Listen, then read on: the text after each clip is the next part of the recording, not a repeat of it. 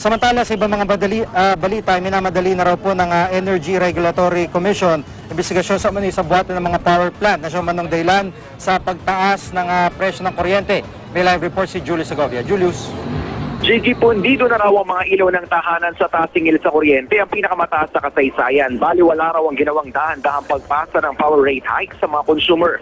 Mas masahol pa nga raw ang staggered payment kumpara sa isang bagsakan dahil ipapasa rin kalaunan ng Meralco ang interes sa mga customer. Bilang protesta, uulitin daw nilang lights out sa Biyernes. Inikayat nila ang publiko na makilahok sa isang oras na pagpatay sa ilaw mula alas 6 ng gabi hanggang alas 7. Ibang grupo naman, Gigi, ng mga militante ang nagrally sa harap ng batasan kanina. Isinabay ito ng mga miyembro ng Anak Pawi sa pagpapatuloy naman ng pagdinig ng Committee on Energy sa issue ng kuryente. Minamadali na, Gigi, ng Department of Energy, Energy Regulatory Commission at Philippine Electricity Market Corporation ang tripartite investigation nila kaugnay sa umani sa buwatan ng mga power plant para patasin ang presyo ng kuryente sa merkado. Sabi ni Attorney Francis Juana, Executive Director ng ERC, kung kakayanin kahit daw imposible, pipilitin nilang matapos ang investigasyon bago matapos ang taon. Sa ngayon, wala raw makakapigil talaga sa power rate hike ng Meralco na sinimula na ipatupad ngayong buwan.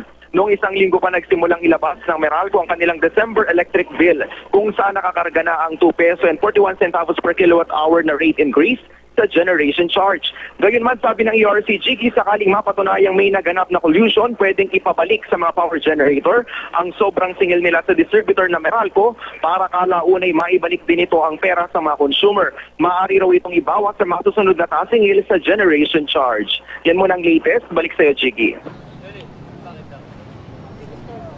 Maraming salamat, Julius Segovia.